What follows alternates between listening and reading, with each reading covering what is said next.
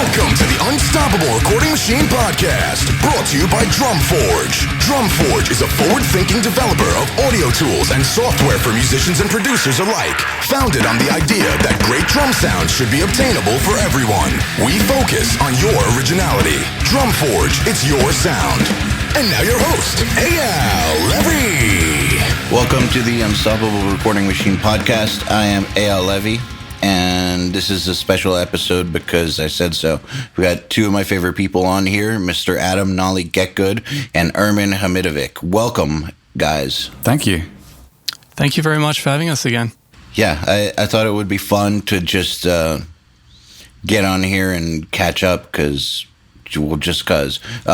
recently, Ermin, you won the Nail the Mix competition for Architects Month, and I need to tell you that your mix was pretty spectacular. I kind of knew it was going to win going in, and I thought it was very, very cool of you to have passed on the prize down to the person below you, because you are pro at this point. So it was kind of unfair to have you in there, but it was great to hear your mix anyways. So I think it was a very cool thing of you to do to pass the prize down. Oh, thanks, man. It was just a pleasure to mix that song in the first place. Just the fact that Henrik and the guys decided to share it, that was sort of like a prize unto itself. And it doesn't make any sense for guys that do this for a living to come in and sweep away the prizes from, the user base that are learning. So I hope the guys are enjoying their prizes. I mean, for me, the prize again was doing the mix. I love doing it. So yeah, it's awesome, man. It was timed really well. It was just before my main stereo DAC died on me. So I had a lot of familiarity with what I was hearing, and it was I was a lot more comfortable working here than it presently is, as it's in the process of being repaired right now. What died? What kind was it? It's a bit of a story. If you guys have like 2-3 minutes to spare, it's a bit of a funny one. Go for it. We have 2 to 3 minutes. Excellent. All right. So it's the Crane Song Avocet, right? So pretty great mastering grade converter / volume knob / routing system. And I noticed that one night my right channel popped out. I'm just like, well, that's really bizarre. That doesn't normally happen, but it's too late. I'm not going to deal with it now. So I shut it all down, came back the next day, and everything ran completely fine. I'm like, oh, great. I've just got gremlins. This just kind of happens from time to time, so I'll just keep working. I'm mixing about a week later, and suddenly this massive full level pop just comes from my right monitor. I'm like, I just screamed out an obscenity at the top of my lungs. I'm like, oh man, I've lost the monitor. I've lost the DAC. I've lost everything else. Something has popped, something has fried, And it kind of came back even after that point, but I was so hesitant to use it that I ran it through another attenuator at this point, so it could kind of attenuate the pop afterward as well. Got in touch with the creator of the unit, etc., etc. Long story short, it turns out that what's been happening, because we're having an exceptionally cold winter here in Melbourne, I've actually had a rodent sneak in and decide to make its temporary home inside the back of my rack, right? So as it's been toasty and warm on top of the Avocet, it's occasionally decided to take a leak into the unit. And because it's perforated, the case is perforated, it's landed on the circuitry right on the right output channel, right? So as it's wet, it's short-circuiting all this stuff, causing pops and noise and all kinds of stuff, but by morning time it's all dried up, so it works again, right? You can imagine my shock when I pulled the unit out and I discovered all that stuff in there, man. It's a bit of a cosmic joke, I think. Yeah, that's a good one. How did you realize that that's what it was? I pulled the unit out. It came time to repair the right channel. I kind of worked out with Dave from Crane Song and my studio partner Andy, that we needed to kind of sort some stuff out, flip some components, and I pulled it out of the rack and I saw this corrosion on top, and I'm like, what the hell is this? Is like another unit leaking on it? Did someone spill coffee on it or something? And then I look closer and I see all these little pellets, and I'm just like, oh no, that's sus, man. That's not good. We took the unit apart. Whenever you shake it around, you hear the sediment moving around in there. Basically, it's just like full of mouse feces. It's gross. It's really gross. Oh my God. Yeah. So anything can happen, man. Don't write it off. You think you're sorted one day, you got your mastering grade DAC, you're having fun, you're doing work. The next moment, your speaker almost blows up and a mouse is pissing inside your unit. It's great. It's about as close to a real life gremlin as you can get. I know, right? Talk about bugs. I've never heard of that before. That's amazing. I truly hope it's the very last time you hear of it as well. Yeah, so what are you doing to protect the gear? Well, there's poison literally everywhere now. I'm being a bit more vigilant, and I don't really know what to do from there. I don't even know how this thing got into the studio. It doesn't really make any sense to me. It's not like it's an unclean environment or something like that. So, I mean, I think the rest of the unit should be okay because they don't have perforated cases, and they're not quite as, critical as the Avocet was. But, I'm just keeping a watchful eye and just making sure that I, lay out all the appropriate precautions to stop it from happening again. Well, yeah. Good luck. Thank you. I kind of don't know what to say. Just good luck. Yeah, I thanks. hope that doesn't happen anymore. Yeah, I thought it would be an interesting, albeit weird way to start this conversation. I thought the people out there might appreciate that literally anything can happen at any point in your career, at any point of your studio being set up. That makes my studio nightmares sound way less weird, like the lightning strike or a toilet exploding or toilet exploding sounds pretty out there. Oh, it happened in the middle of the night. Like 4 years ago, my girlfriend woke me up and she's like, "The house is flooding. Your control room's flooded," and I just went to my control room and it was in 2 inches of water. Luckily, all the gear was elevated from there, so lost no gear. But the toilet had just kind of, I don't know, it like exploded. We're on a well system, and I don't really know what caused it because I was asleep. I'm just gonna guess that a band did. But I mean, the bathroom was just like if someone had dropped a grenade in the toilet. It was terrible. Wow. It was absolutely terrible. We had to basically empty the house for an entire week because it was like a hazmat zone, and had to get guys in the outfits in there to like sterilize everything, and we had to throw all carpets away, change a ton of furniture. Just it was a nightmare. My God, that really outdoes my experience. So props to you. I don't know. I kind of like your experience better. It's more funny. Nolly, you're just sitting there at the back. I bet you have the craziest one of all. I really don't. I don't know if it's just by the fact that I tend to move around so much when I'm working between different studios and locations or what, but I don't really have any stories to contribute to this. The main studio that I use is when I'm tracking drums, is a converted farmhouse, and there are a few little harvest mice that seem to live under the floorboards. And sometimes, if you're up late editing on your own, you'll just catch sight of one of them out of the corner of your eye. But they've been pretty harmless. I quite like having those little critters around. As long as they're not pissing in your gear, I don't see the problem. I mean, if they are, they're making stuff sound better, aren't they? Well, I'm going to make him paranoid forever. He's not going to look at them the same way ever again. Well, so far, no issues at all.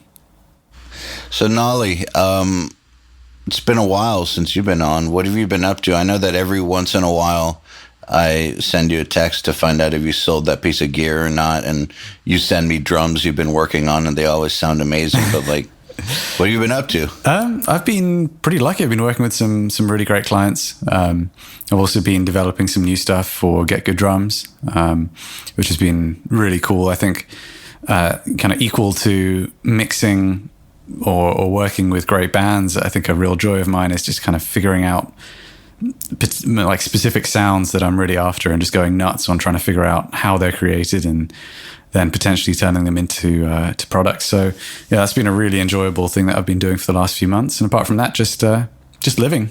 I was just in the studio last week with a band that I really love. Don't know if I can say who it is. It's not like it's Metallica or something like that, but they're a fairly big band and had a really awesome session. Just, great musicians, in a setup that I'm really comfortable, and I think it's probably my best work to date. So, but it wasn't Metallica. It was not Metallica, unfortunately. Well, okay. Actually, I don't know. Fortunately, perhaps. But yeah, unfortunately, I can't reveal what the band is. But I'm sure. I mean, maybe I'm just being too cautious about it. But I'm sure it will be out there pretty soon. It was just one song, but hopefully, it will lead to more things. That would be great. And let me just say congratulations on how well Getgood drums has gone. Well, thank you, man. It's been pretty mind-blowing for me, actually. It's also kind of mind-blowing that at this point, with it having been out as long as it has, that we've still only released one product. we managed to kind of reboot our initial product with some enhancements, and it's just been fantastic, the level of support we've been getting from users and from fellow artists too. So it's really buoyed us up with enthusiasm. We've got some products in the pipeline, as I mentioned, that we're really excited to get out there. One of them's in beta right now. Again, I probably can't say too much, but suffice to say, I think it's something really cool. And to my mind, I haven't heard something of this quality out there yet on the market. So hopefully people will feel the same. Hopefully. I'm sure they will. I know that one of our mixers on Nail the Mix, one of our instructors, and I'm forgetting which one because it all blends together at this point. Sure. One of our instructors did use one of your snares recently on one of the Nail the Mix episodes. Awesome. But I'm forgetting which one. That's all good.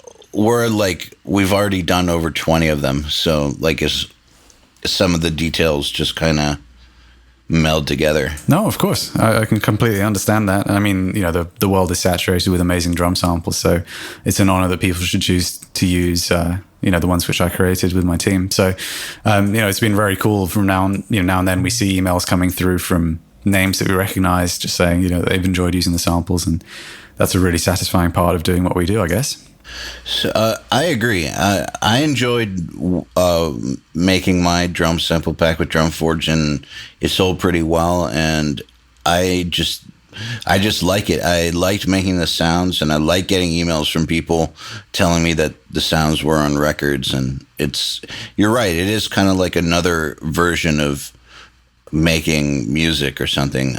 Figuring out how to make sounds that are really, really usable for other people. It's a fun process. So now that I've got the two of you here, I feel like we've discussed it separately, but a lot of people still are curious about how and I hope you guys aren't sick of talking about this because I have to ask. I want to hear about how the mastering process for the last Periphery record went, in your guys' words. Yeah, I mean, I don't mind taking the lead on this to start off with. At that point, I think Ermin had already mastered the previous release, Juggernaut, and a few other projects that I'd done too. And, we've already had a very good rapport going for just our communication. Ermin knows exactly what I'm after. He knows my mixing style very well. He knows my usual plug-in chains, all that kind of stuff. So it's really great to work with somebody that knows in such depth the way that I work, and furthermore, that I really trust with the kind of final sonic vision of a record. So it was a complete no-brainer to use him. However, how did you guys meet? So Ermin and I originally would have met on forums, so going back to the Andy Sneap forum, the Ultimate Metal forum, which weirdly is where I've met a lot of people that I still have, professional dealings with now. And I think you were on there too, weren't you, Eyal? Oh yeah, of course. So I would have met Ermin. Who wasn't? Yeah, exactly. It was kind of this hub of I guess, people that were at that time amateur who are now kind of graduated to professional work. So it's cool. There's still a network of people that have stayed in touch and continue to share the love between them, And Ermin always stood out as one of the very best on that forum, particularly for his very analytical style of mixing, and also of describing what he's doing and teaching too through his manual, his systematic mixing guide, which if you haven't checked out, you absolutely should. It's been a few years since it came out now, but I'm sure it's just as relevant as it was back then. Yeah. Our students still recommend it to each other. It's a great book. Yeah, I mean, in terms of what else is out there for this style of music, there's very little out there in terms of written format. Obviously, things like Nail the Mix that you guys are doing are also hugely influential, very useful tools for people to learn how to mix heavy music, as seems to be for the most part on Nail the Mix. But anyway, Thank you. I was always very impressed with Ermin's attitude to mixing, and it seemed to me that his skill set also lends himself very well to being a mastering engineer, even though I know, and Ermin can talk about this, that was never really his prime intention. It just seems to me that when somebody's that focused on the details and the minutiae of sonics, that working in mastering is a very very suitable realm. So yeah, the actual mix of Periphery 3 was quite tricky. I was working in an unfamiliar environment. Although it had some treatment, Misha's room is not particularly ideal. It's more kind of set out to be conducive to songwriting rather than kind of just zoned in on having the best possible sonics, and particularly the low end I was finding very difficult to deal with. And Ermin really stepped in, and I sent him some stems, just basic stems of bass, drums, and guitars and vocals, and he came back to me with some really good feedback on just specific stuff I could do frequency-wise to get the low end nailed.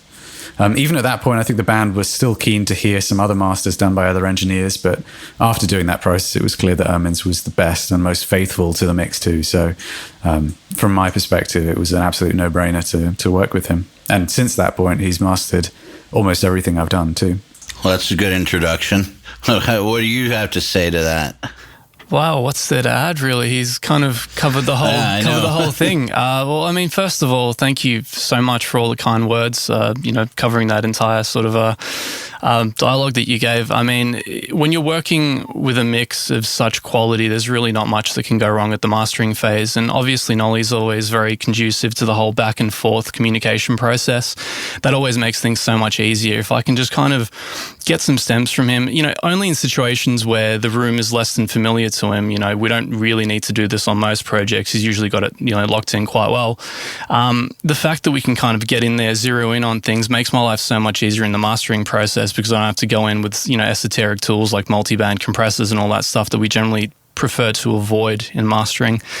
And I mean, P3 was just a really natural kind of a collaborative experience. I feel like it felt that way for the band, the way they were writing and recording it, and it kind of felt that way for me with the mastering process as well. So it feels like the kind of attitude and mentality was kind of carried through from conception to the end.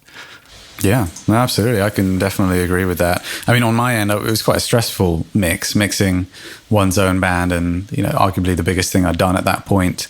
There's a lot of different pressures coming, whether it's just commercially or the fact that you have the weight of presenting the work of your bandmates, your best friends on record, and not wanting to mess it up. So, having somebody else to be able to bounce ideas off and to be able to kind of lend a helping hand at that final process was huge. I'm actually interested to know, Ermin, if you apply quite a similar process to mastering all the stuff we do, because there's certain things which I tend to do very similarly in most of my mixes, and I'm interested to know if you've kind of found a formula, not to detract from your ability to determine what each mix needs, but if there is a kind of process that you found that seems to be my taste and what works on my mixes the best. I think in a broad sense, you could say that. It would sort of depend from mix to mix, because there are slight variances that happen. And correct me if I'm wrong, but I feel like you've started using an analog 2-bus compressor lately, or something to that effect. Something a little bit different to what you used to use. Actually, funnily enough, I messed with that very briefly, and then I really liked how it sounded. To me, it wasn't a night and day difference. It wasn't something that I felt made my mixes objectively better. And just, even though now I'm way more at home than I used to be when I was touring with Periphery, I still do, weirdly, the majority of my mixing on my laptop with zero gear, just literally my headphones plugged into my laptop with an iLock. So I know that's not generally the thing to do, but it seems to work for me. And having to have outboard gear in that setup is really... it's quite limiting. I also explored UAD gear, which undoubtedly, again, sounds awesome, but just having to have a satellite box plugged in to be able to print my mixes seems like an additional step that I don't want to have to do. I mean, literally, so much of my mixing happens on my couch with my laptop in my lap. Half the time, not even like plugged into a power supply. So, who can argue with the results, really, if it works for you? Yeah, I mean, I'm very satisfied with it, and I go through phases of worrying that maybe I'm missing something, and then the truth is I step away from it, come back to it, and hear my mixes amongst my peers' mixes that in similar genres, and I feel comfortable with how my mixes sound and the identity they have, so I don't really see the need to make myself less comfortable. See, that's kind of fascinating, because I'm sort of coming from a completely different mindset, where for me, even this loss of a DAC has like completely flipped my world around. I'm so used to hearing something, 8 hours a day in the same room for 5 years since I bought the thing, that any little loss in that chain, any little kind of deviation from my process is kind of, it's thrown my familiarity and my ability to make changes, with absolution and without second guessing myself. And, a big part of what I do do is obviously mixing in the one room with this one set of monitors, et cetera, et cetera. I don't think I would trust myself to work with headphones, in spite of the fact that it works fantastically for you. But to go back to your original question, I think there's definitely a sort of a pattern that's formed with the masters that I do for you, but it would sort of depend on the way the mix itself has come out. Like usually if the stuff comes out sounding a little bit more quote unquote analog, maybe you've used a bit more heavy-handed on saturation or something like that, I'll tend to be a lot more digital in my approach. Whereas if the stuff is already very separated and very clear sounding, then I'll try and soften it back down with the analog gear. So I'm always open to whatever the mix needs. It's definitely not a set and forget, not running a CLA kind of a pre-patched outboard type setup here.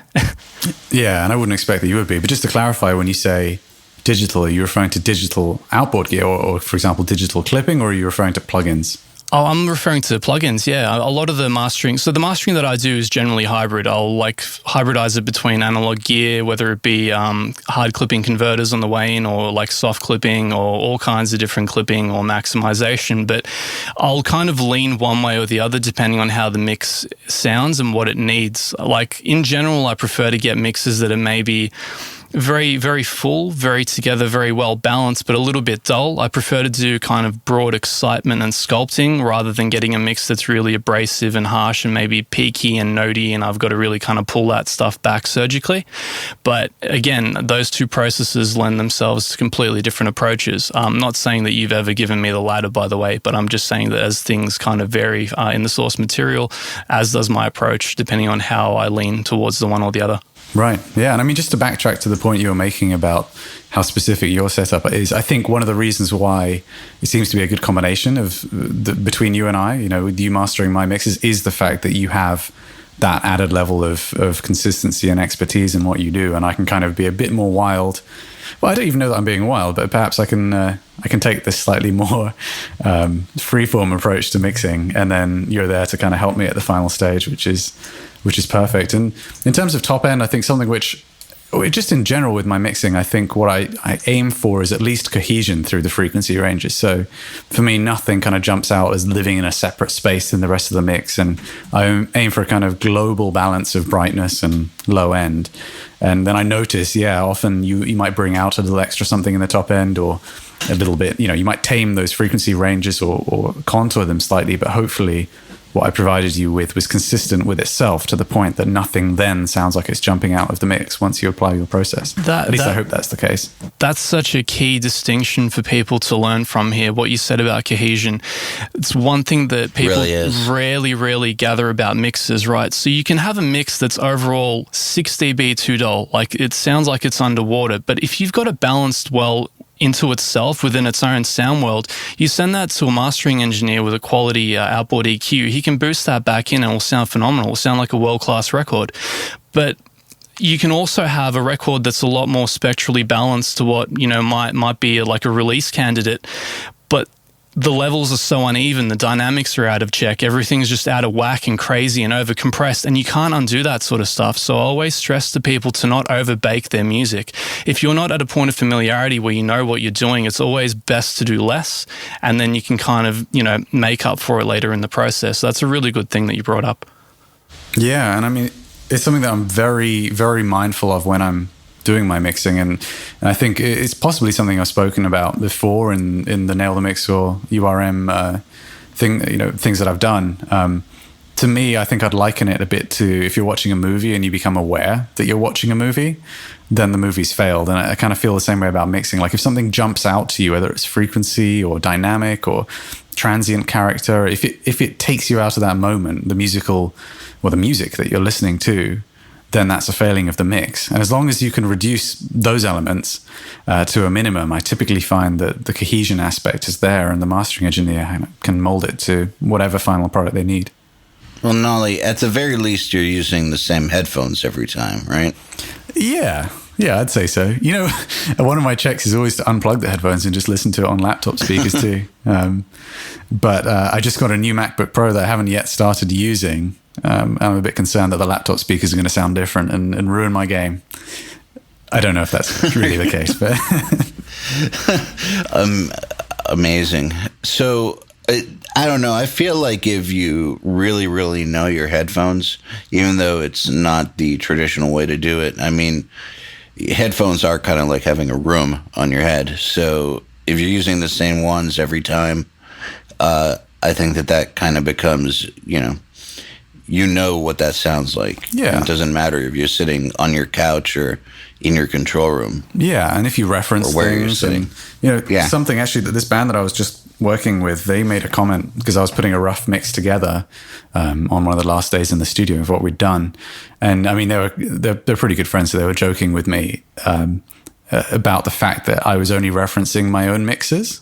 And I wasn't referencing like other people's mixes. But now I think about it, I think the point is what I'm referencing is my mixes having been mastered by Ermin. So I'm kind of referencing against the idealized version of my mixes. So, I feel very lucky that we've had the chance to kind of create this collaborative team, as it were, even though it's not set in stone, and that continues to be very useful to me in my mixing. So, on the topic that Ermin brought up, that he felt like you had added something to your chain, but I guess it wasn't an external tube bus. Is there anything that you started doing differently that he would have picked up on? I don't think there's anything too large that I've started doing that I didn't do before. I think generally I have, for any given instrument, there's like a range of different tools I might choose to appropriate. And I think as I've gotten more experience, a lot of it tends to be down to omitting things rather than over-processing. I think perhaps it's just an evolution of my ear and just a desire. I do remember Ermin commenting a few masters back on how he started to notice a trend that my mixes have a little bit more low mids in them than what they had before. Whether it's to do with, it could be just a static EQ thing, but it could be down to certain types of saturation or perhaps less use of multiband compression or more use of multiband compression. It's very difficult for me to know. And, when you are mixing quite a lot of your time, sometimes it can be difficult to remember exactly what the details of any specific mix were. But to be honest, I don't think there's been any grand change. And there certainly hasn't been the inclusion of any hardware during mixing. Now, when I track my own projects, I think I'm getting more and more bold in terms of tracking with more EQ, more compression. But I think all that's doing really is reducing the amount of workload that I'm doing during mixing. And we're not talking about, like 10 dB of adjustment there. We're talking about kind of like maybe pushing 3 dB of EQ on my drums, on my drum shells, for example, on the way in, and just enjoying being that much closer to a finished mix. But I don't think there'll be anything there which we could point to and say that I'm applying a radically different process that's changing the general balance of my mixes. Tell me more about that. Were you, I guess, scared before of processing on the way in? What's changing? Do you just feel more comfortable with the source sounds that you're getting? Yeah, I think, as you get more experience in these things, you start to see the patterns in what you end up having to do during mixing. And if you're using similar mic setups, for example, with drums, there's certain mics that I always use just because they are very, there's technical reasons why they work very well. Like, for example, I have a right angle modified old Shure Beta 57 that I've used on snare drums now for nearly 2 years. I mean, I've used it before I modded it for probably a year before that too. So it's more to do with the hyper pattern there. I find that I get excellent rejection when I use that mic, and I know what it needs frequency-wise generally to account for the mic's own frequency curve. So I kind of see it as equalization in a true sense of trying to take that microphone's coloration out of the equation, or at least enhance it in the way that microphone tends to need. And then I can get into the instrument specific EQ during the mix. Like, I'm talking about kind of general top end lifts, maybe finding the nice attack frequency to boost in the drum and finding some beefy low end character too. But then ultimately the mid-range character of that drum is going to be very different from one session to another. And I'm happy to let those decisions fall during mixing. So, I think to answer your question, was I scared? I think I started out not scared because some of the people that I was looking up to when I started all committed to quite a lot of EQ and processing, presumably having reached a similar point to where I am now, where they're just very comfortable with their setup. And then after trying to do the same, or perhaps working with engineers who committed to a certain amount of processing and actually backed me into a corner. There's one very specific case I can think of that wasn't to do with EQ, but saturation, where one of the first kind of major records I did, the engineer had set up the drums the day before using a tape rig. He was using that clasp system to dump simultaneously into Pro Tools, and he slammed the snare top to the tape so hard that there was no transient information left. And as you guys all know, if you've got nothing left in your snare top, you're pretty screwed. So after incredibly brutal lessons like that, I kind of went the other way and said, well, if I keep everything flat, then nothing can go too wrong. But after a while, I guess you get bored of that approach. And like I say, as you become more au fait with the equipment you use, you start to feel like you can start taking steps towards a more mixed sound on the way in. There's nothing better than opening a session and, levels up, already sounds pretty much mixed. Yeah, I love that. Yeah, absolutely. That, actually, the most recent NELA mix, the Architects one, was pretty much like that. It was engineered so well by Henrik that, I think it was just a challenge of how to not ruin it. Right.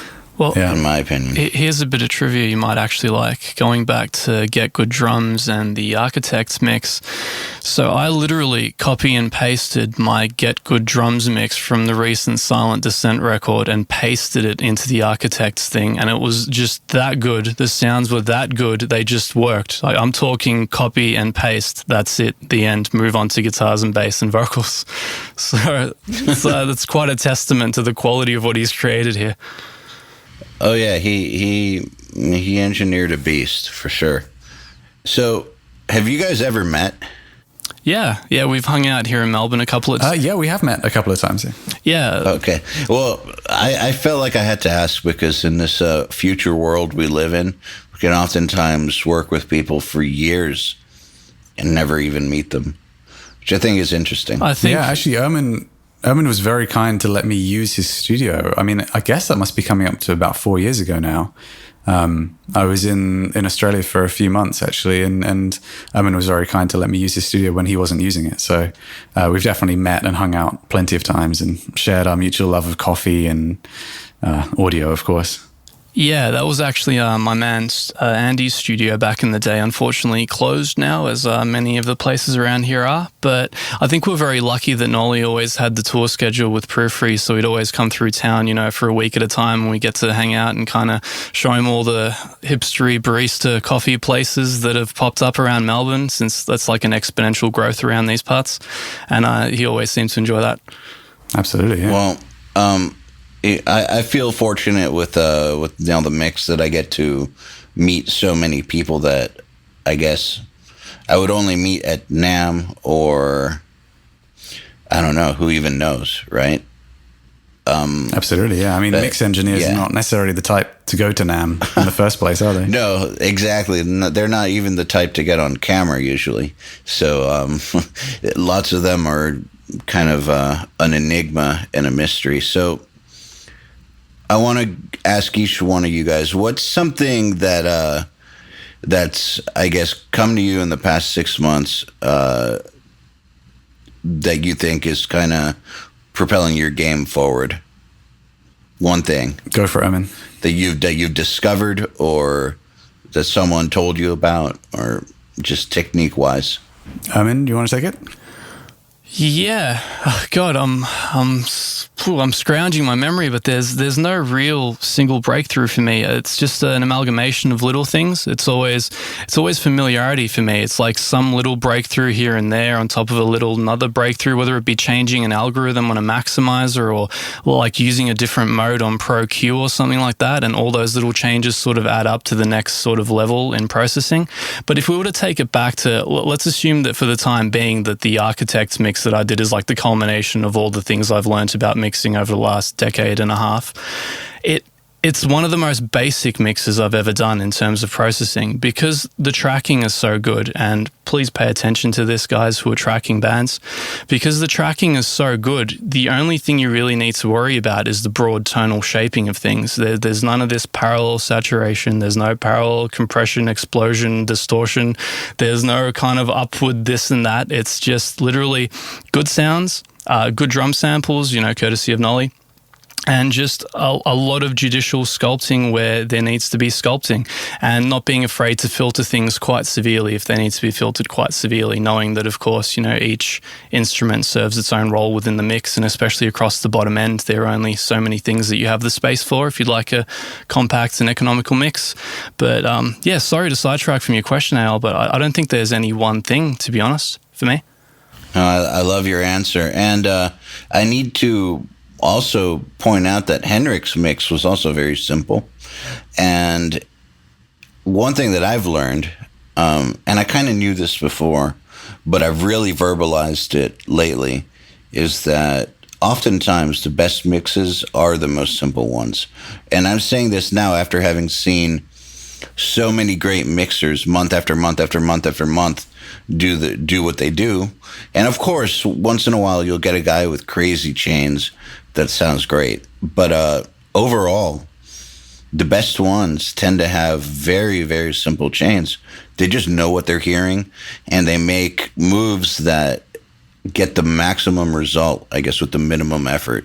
Yeah. Like instead of 19 EQ moves, they do the one that makes all the difference. That's very true. I would always use the analogy of cooking personally. Like, if you give a great chef great ingredients, it's not like they're going to have some crazy technique of cooking with the pan on its side or some bizarre thing like that. Like they're going to do the same thing that you've always seen people cooking the same way, and they're not going to do anything different, most likely. And they'll create a meal that tastes delicious. And I think the point is the ingredients have to be perfect, and the person has to know exactly what they're doing and optimize that. But ultimately, there isn't necessarily a need for anything too complicated. No. Does that segue into your own answer to this question, Nolly? Actually, not really. If I struggled, I kind of feel the same, that I couldn't come up with a technical response, but I do actually. It was a bit of a trick question. I just wanted to see what you guys would say. Well, I do actually have. Sorry, go for it. No, go ahead. I was just going to say, to follow on from everything, if there's one thing that I've picked up, it's actually when to not use things.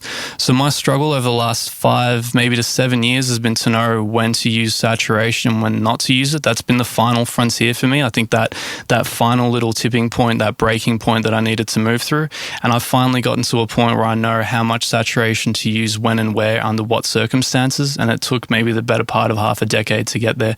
Something that simple, just to get the familiarity to know how much of it to use. So I think never underestimate how much you can refine your disciplines and the very basics of things. Yeah. That's why we spend so much time just speaking about EQ alone.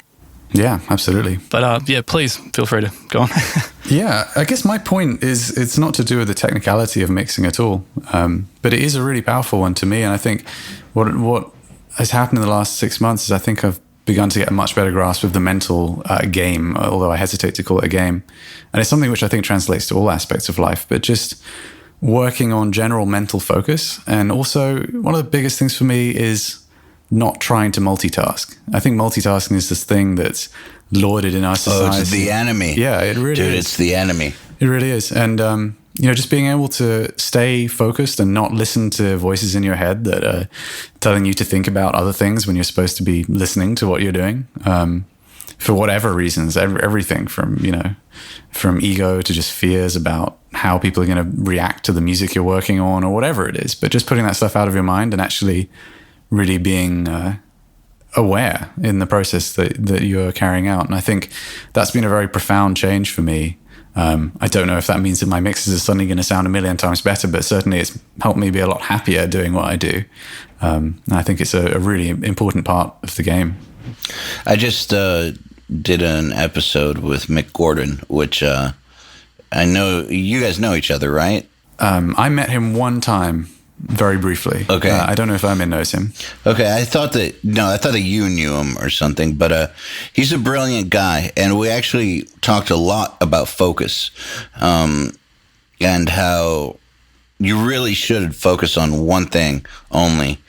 Get rid of all distractions, get rid of all multitasking, shut down everything that could possibly distract you, and just focus on that one thing. And if you focus on that one thing, you actually typically don't need to spend as much time on it because you've got the full resources of your mind on it. I've been working a lot on my focus as well, and that's something that I've been trying to actually teach people about lately, more than mixing techniques, because I feel like that's what's getting in people's way more than anything, because so much of the technical information is already out there and people know it in their heads kind of, but their own focus prevents them from actually realizing it. How do you guys... Yeah, it's actually hard to do. How do you guys maintain that focus in this world of multiple projects at a time? I mean, the way that the industry is sort of structured right now is that you're being sent stuff all the time. Do you just have a very clear-cut schedule of how you handle things, or do you just try and prevent multitasking at all costs between projects? Well, for me, it's a little different than you guys since I'm not actually mixing right now, but I can answer this because, you know, I've got multiple people hitting me up all the time about multiple projects because we've got like fast tracks going and we've got Nail the Mix to schedule and we got like larger courses to do. And then we have this summit we're putting together at the end of the year and then podcasts and employees and so much shit. It's crazy, right? And finding sponsors, all this stuff, you know, and I have to deal with all of it every single day. And I have to remember when all of it has to happen and when all of it's due and get back to the right people. And, you know, it's a crazy, crazy thing. And I've noticed that unless there's an emergency, a real emergency, nothing is an emergency. And the best way to deal with all of it is to turn off my phone, close the browser, and just deal with one thing at a time. Because I can't possibly do two things at once in real life. I mean, while mixing, maybe you can have one computer bouncing out track stems or something while you're mixing on another or something like that. But in reality, I can only focus on one thing at a time. And so I just make myself do that. And I keep very good notes of what I owe to everybody. And I just, you know, every time that I finish working on something, I review what the big picture is and what I owe to who so that I don't forget. Every once in a while, things fall through the cracks. But I mean, the big thing is to just shut off the world. Like, I have to shut off the world. Because if I don't, man, like I just said, that whole list of things that people are asking for, they all come in at the same time. And I end up getting nothing done. And it was the same when I was mixing. When I was mixing, you know, you have the band I'm mixing on, then stems I'm setting up for some mixer, and then whatever band I'm trying to get in the studio next and all that stuff. And it would make me insane. And I didn't have these skills yet back then. So it really made me hate mixing a lot because I didn't know how to deal with so many, you know, so much input. But now, yeah, focus on just one thing only, get it done, move on. Nice. Yeah. That's what works for me. Yeah, and I'm far from a master, but I definitely echo what you're saying. I think, you know, what you described, Ermin, is something which is kind of on a macro scale, just, you know, days. You know, maybe one day you receive something, the next day you receive something else. But I'm talking more on a micro scale, just, you know, the concentration on, as Ale is describing, the thing at hand that you're doing right now. And, you know, if something else comes to your attention, just making a practical decision about whether it's something that you need to attend to right now or not. And if not, let it go from your mind, essentially. And I think it's a very powerful tool, very powerful skill. As I say, still developing it. I'm sure that as human beings, we're doomed in our quest for perfect focus. But at the same time, I think the closer you can get to that, the more effective you can be at basically anything. And generally, I think the happier you can be too, which is a really crucial thing. Absolutely. And it's definitely one of those easier said than done kind of things. You know, it's easy to say, oh, just turn off your phone. But we all know that real life, we live in a world that's 24/7 and we're expected to be available 24/7. And sometimes we really do need to be around. And so sometimes we're working on projects that happen in real time. And if we don't respond right away, the project can take on a whole other life, or can start going in directions that may not be great, or may be different than what was planned in the first place, because you never got back. So and then also, just on a purely human level, it's very, very hard to shut down all the voices, I think. Like, what you're going to do for dinner that night, what video game you were playing. Oh, that girl was cute. Do I like this snare? It's a mental game as much as it is a willpower game to turn everything off. It's kind of like a muscle that you develop over time. So my suggestion would be, take the concrete steps to block everything out. Like, the low-hanging fruit. Like, you can physically turn off your phone without much effort. You can physically turn off the browser without much effort.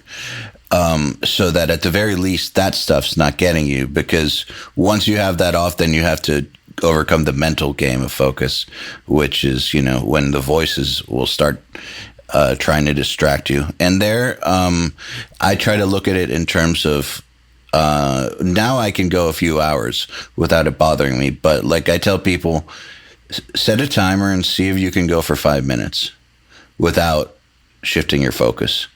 And once you're comfortable with that, go to 10. Just like if you're getting fast in an instrument or something, set the metronome at a certain level. Once you're comfortable with that, bump it up. Same sort of thing. It's not going to happen in one day, but it definitely, like Nolly said, will make you happier and leads to better work. Yeah, I think another thing which is really useful is when you're working directly with clients. For example, in the studio, you're interfacing. I hate to use that word. You're interacting constantly with synergistic solutions. Yeah, interfacing globally. I don't know if that's going to get cut, but for the record, no, that's not what my chosen word. Managing expectations. Yeah. You're interacting with people all the time, and if your head's on other stuff, it's probably not going to be as positive as it could be. I found there's been a very true. Yeah, there's been a very noticeable increase for me in the depth of the relationship that I have with those around me as a result of this, and particularly with clients, for example, in the studio, being more aware of their needs, being more aware of their level of focus as well, and being able to stay more productive and empathetic to whatever it is that they're doing. And essentially, you are dealing with an artist who's written some music which means something to them, and they're trying to record that music and trying to create a permanent record of that artistic idea. So I think it is really important to be very open to whatever their suggestions are, and not to instead be thinking about, even if you're thinking about the project, but you're distracted by your own idea of how the product should be, or you're distracted by thoughts of whether this mix is going to generate more fame and money for you rather than for the artist. Those kinds of thoughts are pretty counterproductive, actually.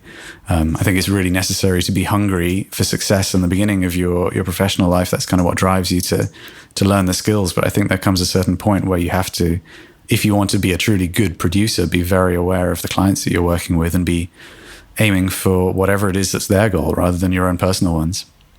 Do you know how you've managed to refine the focus? Like, if you had to, I know that this is kind of a tough question, kind of esoteric, but can you think about what you do in your mind to get that focus? Because, like, for instance, I know some people who, when they have a distracting thought, they not physically, but in their mind, they physically imagine a volume knob or a fader where they turn down that voice.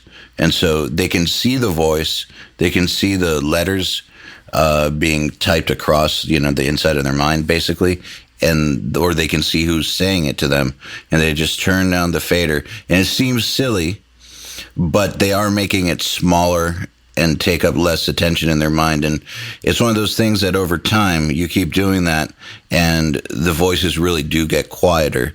Or, someone, a good technique for getting over something that you're, say, addicted to or focusing on too much is to try to make the image of it, the way you see it in your mind, grainier, less clear. Like, is there anything that you are aware that you do in your mind to phase out those distractions? Yeah, and it's neither of those two. I think, honestly, it just comes down to very basic awareness of what your mental state is, and kind of being, it's very easy to get lost in thought for 5 minutes or whatever it is. Like, you're still doing whatever it is. You're still editing drums or even talking with somebody, but your mind's in another place. And I think, well, for me, I should say this is something which didn't come through a desire to be better at work, or it's something that came entirely from a whole other sphere of my life, which has become, incredibly powerful and positive change for me in the last year or so. But I think it just comes down to a pure awareness, even if just for an instant, that that's what's happening right now, that you're doing something, yet you're distracted by something else. And I find in that moment, if you actually try, I don't know, it just becomes very easy to shake that off, because you become aware. You're like, oh, I'm just thinking about this because I'm worried about, some stupid aspect of this project, and that really is actually making me way less efficient in this moment. Not even efficient. I kind of hate to use more technical terms for this, because for me, it's actually very much an emotional, empathetic skill. So, just becoming aware that you're not actually present with whatever you're doing. And I find that just that awareness usually triggers, for me, that kind of ability to drop that thought and to realize. But I think it just takes a certain amount of awareness, and there's many different routes to that. And for me, it came from certain realizations, even dabbling in meditation, a few other things like that, which have enabled me to become more aware of my own mental state, which now, as I sit here talking about this, it's kind of ridiculous to me that I wasn't that way before. But I think it's very easy in the society that we live in, as you've described, perpetually distracted by whatever the newest thing that's being thrown at you is, whether it's advertising or social media or whatever it is that's kind of coming at you from a distance, and it's nothing to do with your actual life in this moment. It becomes very easy to just become a slave to that, and to fall into just constantly being distracted by those things. But I don't think it's a very natural way for any of us to be, and I think it very directly leads to unhappiness on quite a deep level. So for me, it's become a very important aspect of my life, and the positive effects have been felt in everything, which happens to include my work in audio and all the projects which I'm involved with. So I don't know exactly what the route for anybody is. Those ideas that you've described are very interesting, although to me it seems that they require an extra thought process, which is still removed from you actually being present with whatever the action you're carrying out is in that moment.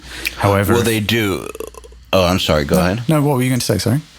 I was going to say, yes, at first they do require an extra thought process, but it's all leading towards what you're saying. You're becoming aware of those voices. And so, yes, you are adding an extra step by taking the action of turning them down. But then what happens over time is that they're not so loud anymore, so they don't really bother you anymore. They're not there to distract you. So it becomes something that over time you're not taking the step anymore. It becomes automatic. Yeah. So it's like a form of training, essentially. It's like, whether it be working out or whatever, really, you're just kind of training yourself into a particular, not motor pattern in this case, but sort of a mental pattern. And then after a while, it sort of takes hold and you automatically do these things. I think it kind of makes sense to me, coming as someone who does the physical version of this on a fairly regular basis. There are certain patterns, motor patterns, that your body begins to take, they begin to take shape, and then you don't even realize, you're not aware that you're doing them. Some of them might be negative, some might be positive, and when you become aware of them and what you're doing, you can emphasize the positive ones and reduce the negatives. So I understand what you're saying. It's exactly that, and it is very literally the same as learning any other skill. It's literally building a new neural pathway in your mind, which is just basically a recognition of whatever state you want to call it, distractedness, whatever it is, and just helping you to return to whatever is that you're doing at the moment, which, I think if you look at older generations, you can find, I think, a lot less of the kind of behavior that we're discussing, because I think there's just simply less stimuli. And if you want to go really deep on it, this is interesting because this is an audio podcast, but I guess this is something very present in my mind. That's okay. We go anywhere. I guess these things are essentially learned patterns that as a species we evolved in order to be able to recognize danger. Like these fears would have been things that would have been very necessary for our survival. Whether it's recognition of threats around us or worries of doing something which is outside the social norm of the group that you're with, which might cause exclusion and therefore death or whatever it is. At this point, they've been completely subverted by these social fears that we have now, which really have nothing to do with real threats to our existence and instead just serve to make us very unhappy. That's my opinion on it. Anyway, I'm really not trying to preach. And to be honest, I had no intention of going as far as talking about this on this podcast. But since you asked, I think that very much is the biggest change which I've seen in the last 6 months, which I could say has definitely had a positive impact on all of my work. I actually definitely agree with you that lots of our behaviors now are evolutionarily created and we don't necessarily need them anymore, and would probably be happier without them because you're not mixing in the jungle. Your control room's not in the jungle where you might get eaten by an animal. So you don't need to be aware of every single little thing that's moving around you at all times because you might get killed. So you said that you dabble in meditation. Yep. Could you talk about that a little bit? Because the reason I'm asking is because so many people that I look up to say that they meditate at least a little bit. Yeah. And I respect you very much, and I just think it's interesting that you also now are saying that you, at the very least, dabble in it. Could you tell me about how it's helped you or what you do? Yeah, I mean, in terms of what Ermin was just describing, in terms of going to the gym and practicing something, that's essentially all that meditating is. It's simply sitting and essentially practicing, watching your thought patterns. It's just an introspective practice, and through that, you find that you can recognize how your brain gets distracted. And all of us live in a state of almost perpetual distraction. It's very difficult to spend more than even a second of complete clarity with what you're doing before your brain starts up about some other subject. But it's just simply sitting and observing that. And with time, you become more skilled at recognizing that when it happens, and being able to shut it off, or at least just recognize it for what it is. And I generally find that as you start to kind of observe the thoughts that are coming to your mind, they seem a lot less persuasive somehow to your attention. And they simply kind of just come and go, and you don't end up in these very long strings of one thought leading to another, which could be a very negative thing. It could be, a particular fear that you have that could be rooted in whatever, something very emotional in your childhood, or whatever it is. We don't need to go to the depths of psychology on this one, but essentially you could find yourself in downward spiral of negative thinking. And in fact, I would go as far as to say almost all of us probably do this quite a lot on a regular basis, where, one thought perpetuates another, which perpetuates another. And before you know it, you're affected in actually a very physical way. Everything from body language to studies show all sorts of kind of developments within your body over time that can be very negative. And if you can simply recognize those earlier in the process and subvert them, you actually end up staying in a much more positive attitude. And the interesting concept is that happiness is not something which kind of you achieve after lots of effort, but it's simply what happens when you can put aside all of those fears. And that's something which I've begun experiencing, and it's very, very much something which I had no idea I was going to get involved with. The whole thing to me seemed very much kind of like New Age mumbo jumbo, or at the very least something very tied to religion. And as an unreligious person, it didn't appeal to me at all. However, a few people that I look up to kind of turned me onto this path and explained to me its power and the very real effects that have been shown in scientific testing. And furthermore to that, as I started doing it, I started seeing those myself too. And again, I had no idea that I was going to end up kind of talking about this in a public forum, because in many ways I don't feel like I'm in an appropriate position to do so. There's many people out there in the world that are far more eloquent and far more experienced with this than I am. However, since you asked, I guess that's my experience with it. I think the reason why it's only something which I dabble with is because I find that actually that's just that would be like essentially just going to the gym and then never doing anything in your life which necessitates that. You could argue that maybe you want to do that for aesthetic reasons, which whatever might be your reasons, but I think the difference is doing that and then actually doing a lot of exercise in your day-to-day life, so that practice that you're putting in the gym is reflected in everything else in your life, and that your life becomes easier as a result of the practice you're doing in the gym. The way I would say it for me is I'm just generally trying to be more aware all the time. And while meditation can be useful from time to time, I find that if you're maintaining that kind of thought process the whole time, or rather not thought process, sorry, if you're maintaining that action the whole time, it becomes something which there's less need. Like, if your entire day consisted of going out and throwing rocks around and running up hills, you probably wouldn't need to go to the gym. No, probably not. Speaking of scientific tests and meditation, I'm actually kind of curious if you guys know about a study that was run a couple of years ago where they allegedly took a guy who'd been meditating for 3 decades, a quote unquote guru, and they compared his neural activity to a guy who had been mixing for a similar amount of time, and they measured them while they were, in the depths of their thing, whether it be mixing a record or whether it be in deep meditation, and apparently the neural activity was the same between the two. I mean, it would make complete sense to me because essentially you're just talking about focus. And I think that it's exactly the same thing that we talk about when we talk about flow state, or in fact, so many different behaviors now I'm starting to recognize it's all coming from the same thing. Even the concept of willpower, for example, is just being able to shut out negative thoughts that might cause you to not do the thing that you're going to do. So for me, there's, once you open this door, it seems that there's so much already out there, which maybe under different guises is talking about the exact same thing. And it's just that if you really want to get into the mode of how to do that, I think that subjects like meditation as a purely secular kind of just exploration of your mental processes is one of the very best ways of doing it. So I'm curious about this study.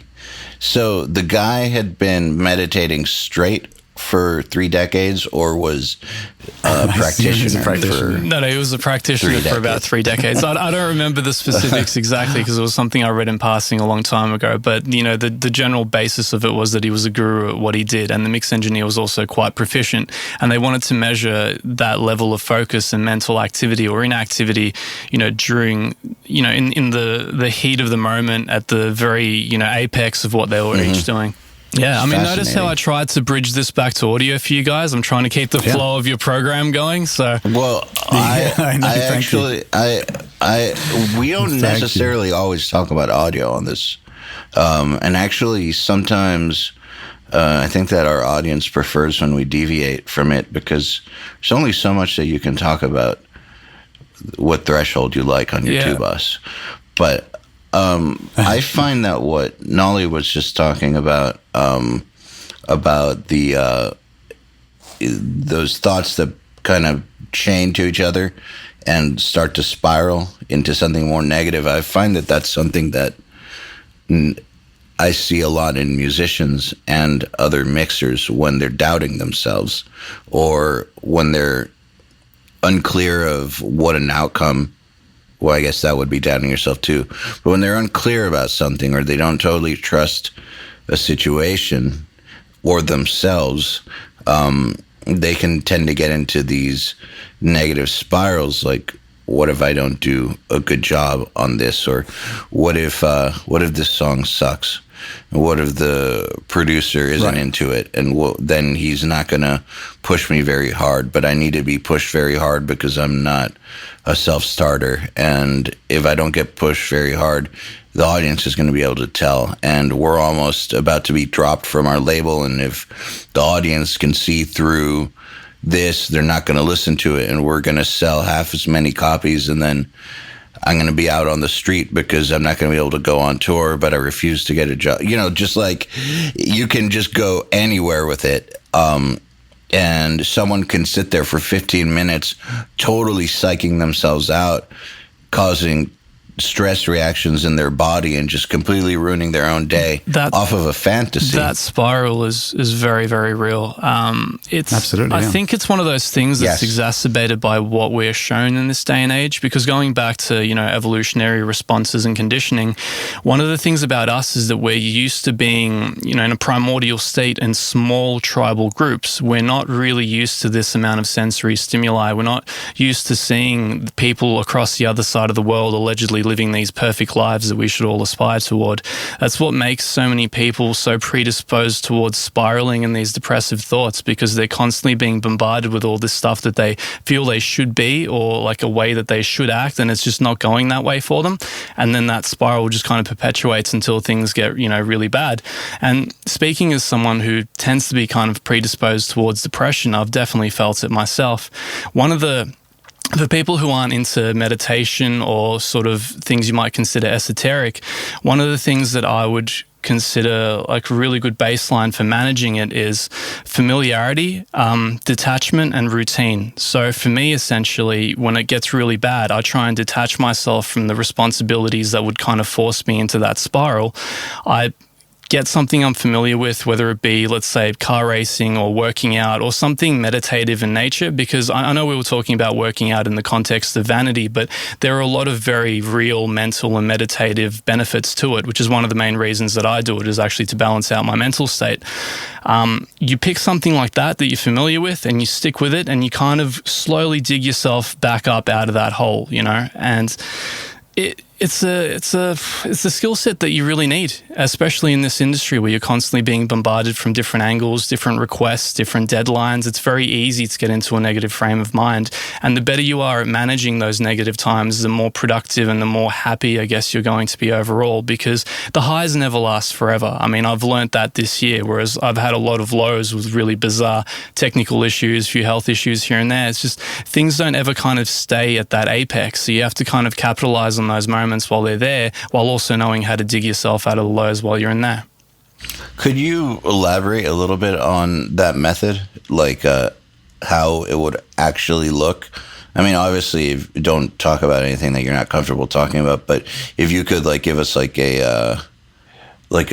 just a scenario, for instance, of how you would apply it. Right. So one thing I would do is I would pull back from any active work. I will try and push deadlines back, not on any active projects or anything like that, but if a band were to come to me for work, I'd say, okay, maybe in this many weeks or that and that. I give myself a bit of a breather. I give myself some spare time, essentially like a miniature vacation without necessarily going anywhere.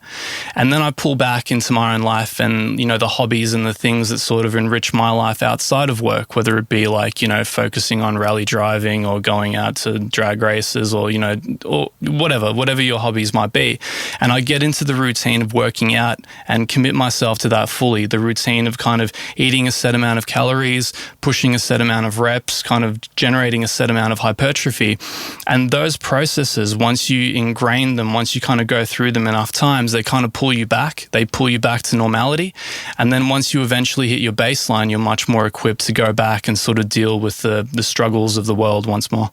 So it's almost like you've developed a ritual to not in a religious sense, but you've developed a ritual to bring you out of a hole. Yeah, absolutely. That you can kind of summon on command. And I don't know if it's contextually the same for Nolly, but that's what I was feeling when he was talking about meditation and meditative states kind of keeping you more leveled out and more able to sort of handle the world as it is, rather than letting it get you down or get you into emotional extremes.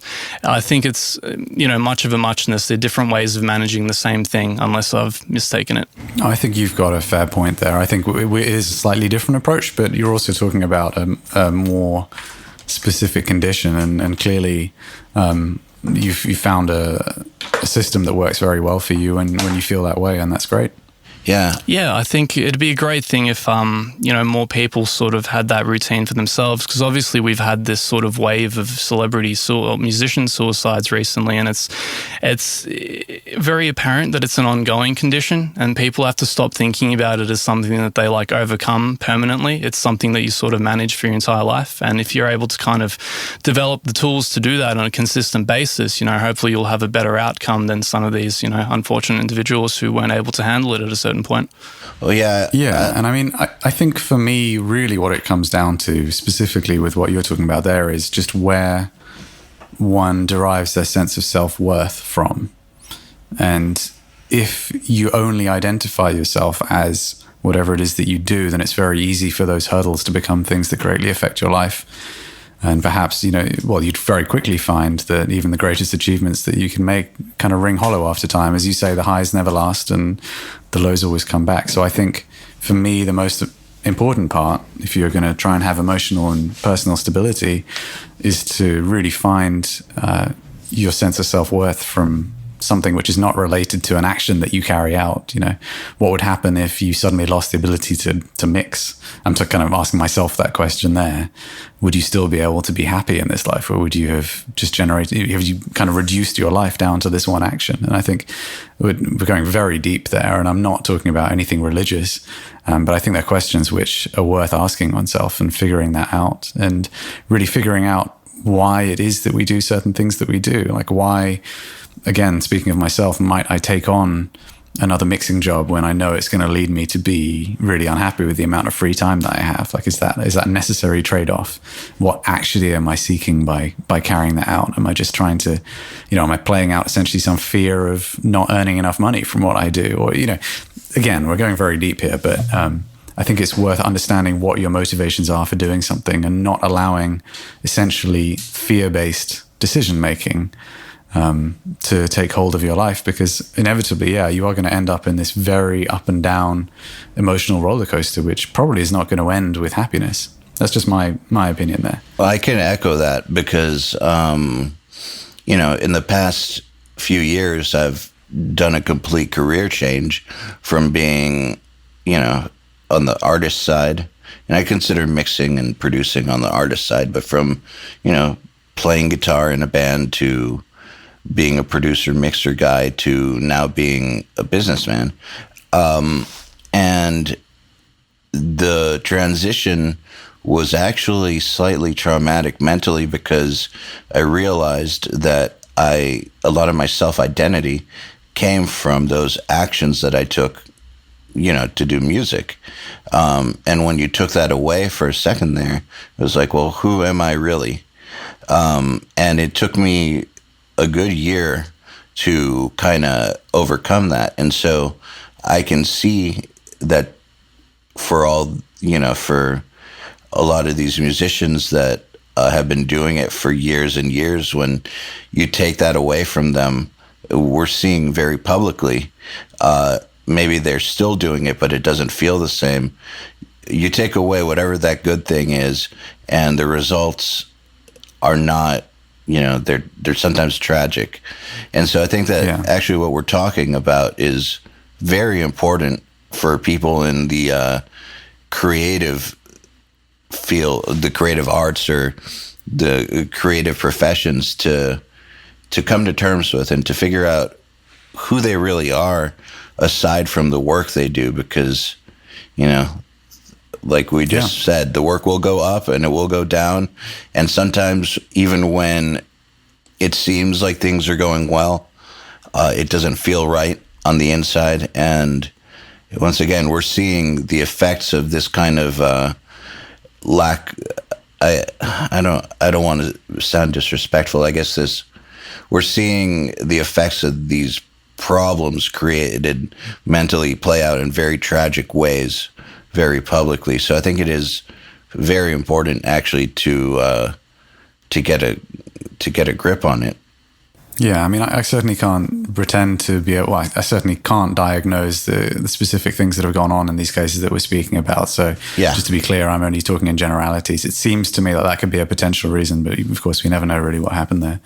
But yeah, I mean, I can absolutely echo what you're saying, 100%. And if I were to share something very honest on my part that would demonstrate that, I made a decision over a year ago to stop touring with Periphery, and I think a lot of my hesitation around doing so, or my worries about what would happen when I do that, were based around, either things like losing a career and therefore money and therefore happiness and acceptance from people around me. I'm really kind of sharing inner monologues here that perhaps even I didn't understand at the time. Or, for example, losing friendships of those people that I made a band with and not wanting to disappoint them, which is another fear, essentially. And of course, what happened when I said that that was what I wanted to do is, as my best friends, they completely supported me, and we still continue to have a great relationship. Any of these fears could cause you to not take action that would actually lead you to be happy. And in a sense, what you're worrying about there, what's happening is you're putting a lot of stock in your ego. And I always thought of ego as like a narcissism, essentially. I thought they were one and the same. But if you look at it in its purest definition, it's just kind of the self that you see of yourself, which is a reflection of how other people see you. It becomes very easy to become kind of just lost in the winds of public favor, or what people around you say, or what you fear they're going to think of you. And I don't think that's a path to happiness either. So, that I could share those examples of things which might have prevented me from taking action that actually led to me being a lot happier. And if you can put aside those kinds of fears and recognize them from what they are, I think it makes it a lot easier to make good judgments about what you actually want in your life. And in turn, and I think this is a really important thing to me, is I see a lot of people talking about these kinds of things as kind of life hacks to become more productive or become better than other people around you. And that to me is kind of just an extension of ego too. But the point which I want to make is that through finding an equilibrium there, through finding, if you like, your true identity separate to what you do, I think that in turn leads you to be far more effective at what you do. I just do feel that it does ring a little bit hollow when I see this kind of being given out as, life hack advice, or whatever you want to call it. Words are failing me right now. Yeah, but, I know what you mean. I have seen it being subverted quite a lot. Well, I think it's definitely. I just want to say this is all easier said than done stuff. But what were you saying, Ermin? Absolutely. I think we're all just alluding to very basic tenets of, sustaining life, just balance in all things. And it's very easy to get caught up. The ego is such a very dangerous thing, because if you get caught up in defining yourself by what others define you as, that's a very, very dangerous place to be, because as Nolly said, you never know. Something might come along, you might get an illness that takes away your hearing or something like that. And then suddenly, who are you? If you define yourself by the people who say that, well, you're Nolly, you're the bass player from Periphery, you're the mix engineer, you're the guy who does Getgood drums, and you can no longer kind of use your hearing and your main asset to kind of fulfill that role, then who are you? You need to have that fallback of you need to have a rock and a tether and a sort of identification mechanism that's separate to all of that. It needs to be deeper and it needs to be more. So I definitely agree. Yeah, I think for people in the creative arts, this is especially important, though. Again, not to diagnose anything. Obviously, we're not professionals at that, but we know from being people in creative arts that what we create is, it's very difficult not to tie that to who we are. It's very personal. Yeah, absolutely. So what we're suggesting here is it's not that easy to just do, because people pour their heart and soul into music or mixing or whatnot. So how do you then just say, that's not me, that's just something I do? It doesn't come naturally. I don't know. I think it probably is something that comes at the culmination of quite a lot of introspection. And I think something which I'd like to say too is I think I would say, in fact, the vast majority of musicians, especially in our genre, not truly creating music from a place of trying to unleash some aspect of their emotional persona of themselves. I think a lot of it is ego driven. If you look in metal, it's all about creating an aesthetic and making sure that everything conforms to a sound and a style. And if you venture outside the genre, then you're going to get berated for it. And it's very important that your record is the biggest sounding record out there. And it's very refreshing, I think. And certainly it was one of the things that helped push me along this road that I now consider myself to be on, to work with artists like perhaps Devin, who I think could have some very interesting things to say about this conversation, but who is truly kind of using music to express something very deep within them. And while they might have extremely specific things that they require sonically from their music, it's only to further project and support the emotional content of what they're doing, and it's not simply just out of some kind of fear of not having the best sounding record or something like that. In fact, I think if we take Devin for an example, and I think this is an interesting segue back into mixing. When we worked together before, we spoke about his previous records, and he explained how so many of the times his final records didn't come out sounding the way he wanted to sonically, like overall, the low end and the high end and whatever you want to talk about in terms of the spectral balance. But they had to be that way because he just needed all the details to be just right. The relative levels of these things were so bound to the emotion that he's trying to express and the vision that he has for his art, that's far more important than it having, the perfect cymbal sound or whatever. Of course, it's a slam dunk if you can get both things together. And I think, thankfully, the two of us working together and Ermin working too, in a very kind of high energy way, we are able to get hopefully something which strikes a good balance of the two. But, it's interesting when you talk to someone that really cares about what they're trying to express. I think you find that a lot of the fear-driven worries that you hear from other artists just kind of disappear, and it becomes a much more wholesome endeavor somehow. That was a fantastic segue back to audio, Nolly. Like, a full applause from you. Seriously. That was great. And just really quickly before you guys take off, I love Devin. He's so awesome. I only dealt with him briefly when we were doing the mastering process for Transcendence and a few little things after that, but he's manic in all the perfect ways. He's just like a man after my own soul, and he's one of the guys that I haven't met in person who I'd absolutely love to. I feel like we'd kind of hit it off, and just nothing but love for Devin. Yeah, and as hard as he pushed both of us during that session, I always felt like it was for a genuine cause. It wasn't just somebody freaking out about stupid details that were just basically there to serve their own ego. And I think that was something that was really good to go through, because it's very different than some other experiences I've had with other bands who, of course, I'm not going to name, and who are perfectly lovely people and write great music too, but that are incredibly focused on details that arguably are nothing to do with the I really hate to keep using this word, but the emotion that they're trying to convey or the art that they're trying to create. Everything is valid, but it's just a very stark difference. Yeah, I mean, the Transcendence Master was an exceptionally hard-fought project for me, but I love that in the end, Devin sort of took it on the merits of whatever kind of translated his intention the right way. So it was sort of an objective process at the end of things. It was kind of, it was done and executed based on its merits. So that definitely gained me a lot of respect, and I think maybe some mutual respect through over the course of that process. Yeah, absolutely. Well, now that you segued back to audio, let me segue into audience questions. Absolutely. Because I have a few, and we've been talking for a while, and I want to make sure that we get to these. So first up is from Johan Martin. And Dear Nolly, can you sing? I mean, probably, in the sense that most humans can. I can, I'm deathly scared of singing. My wife loves to do karaoke, and she'll sit doing it on her own, even on the PlayStation sometimes, and I would be terrified of doing that. And I'm sure we could revert back to our previous conversation to try and unveil why. But it's something which I don't really do. Funnily enough, I'm working with a band. I have no issues with kind of like singing out a vocal melody or whatever, I like to communicate. But I wouldn't want to sit behind a microphone or stand behind a microphone and do my best. I think I would. That would be kind of the stuff of nightmares for me. Same here. Here's one from Runar. And hey, Ermin, I recently saw you recommend Studio One for DDP creation. What makes it better than its competitors? I'm a Reaper user, but I'm thinking of getting Studio One for mastering if its workflow is better.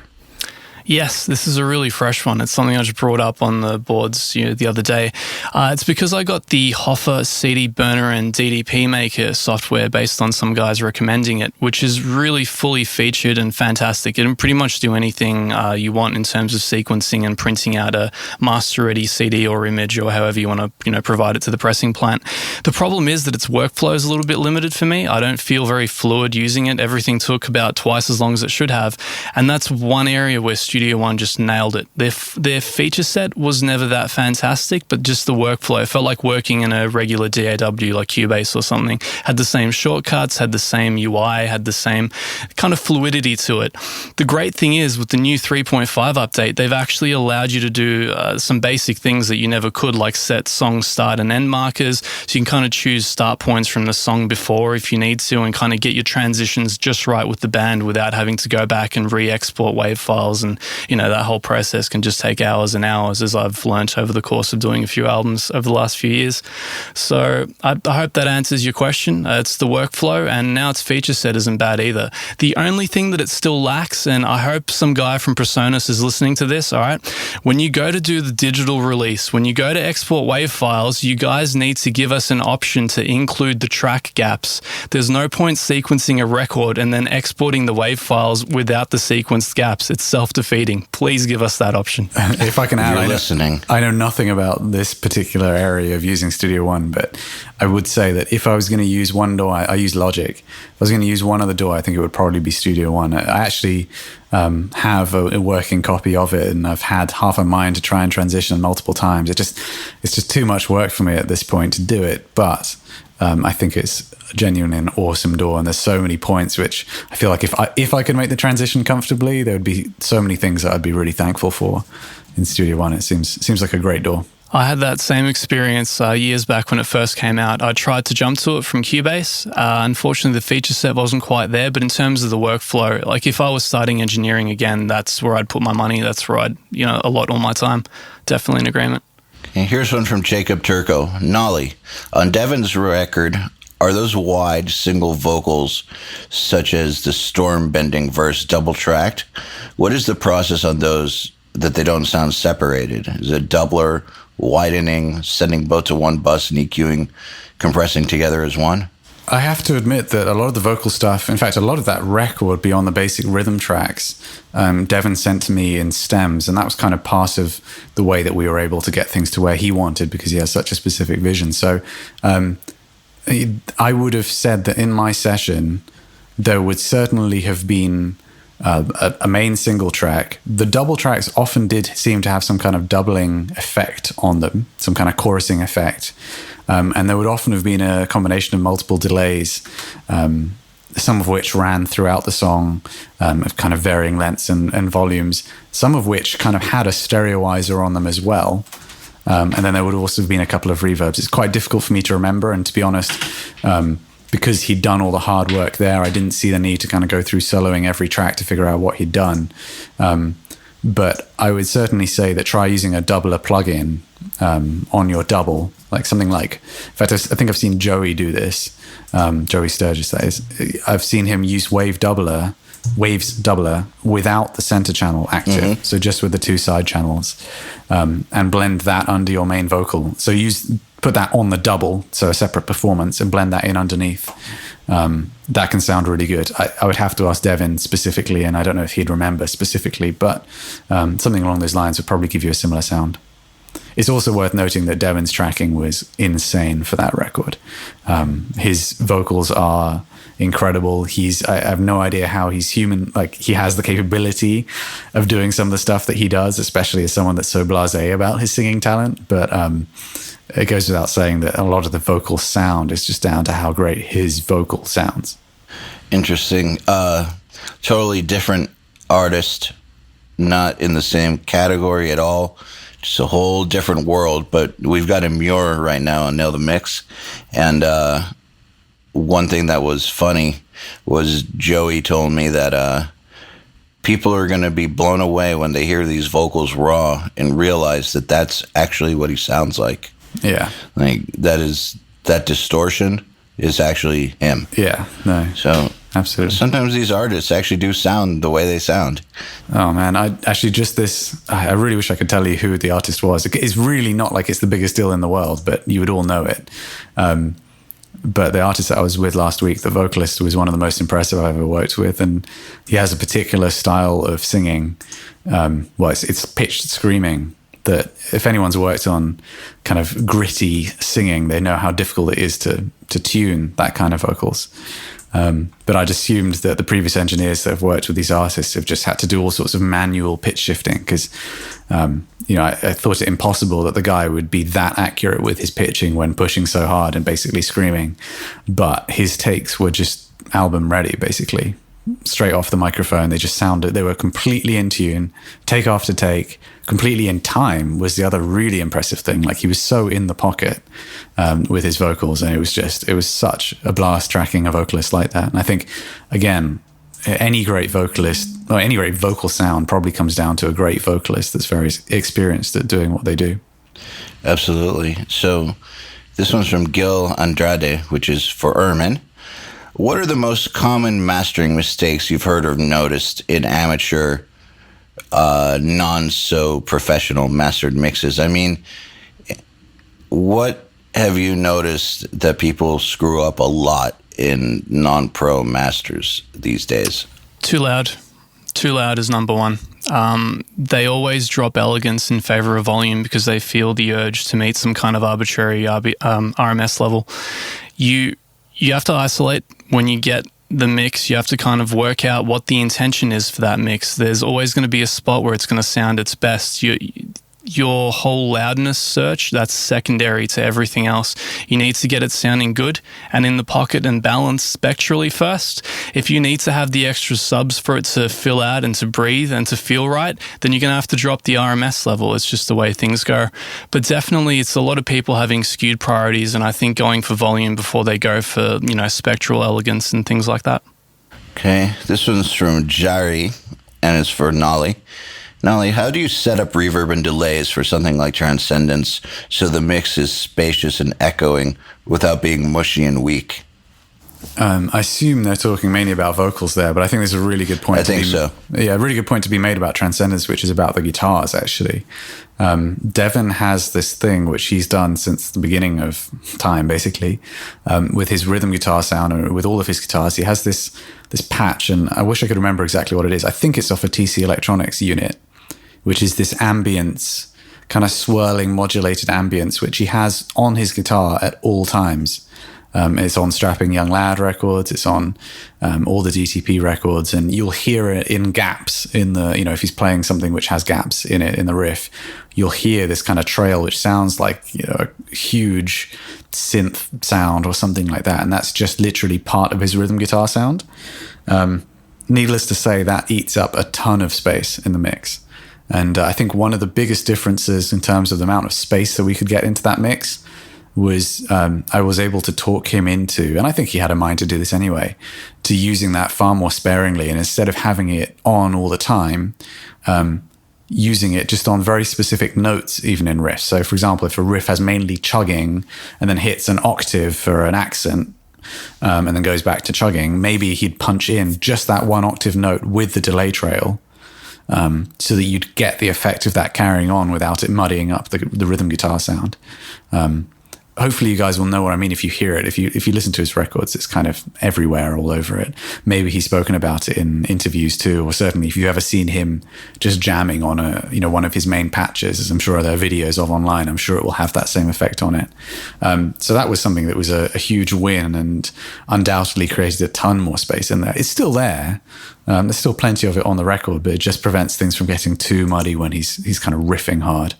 On the vocals, I mean, I really just went with what he gave me, which was typically a ton of different ambiences. And, I think it comes back to something which we were speaking about right at the beginning of this podcast, which is just levels. I think so many mixers fail, not in terms of the quality of their tones, but just the relative levels of the instruments. And it's quite perplexing to me because obviously that's just about as basic as you can go when you're mixing.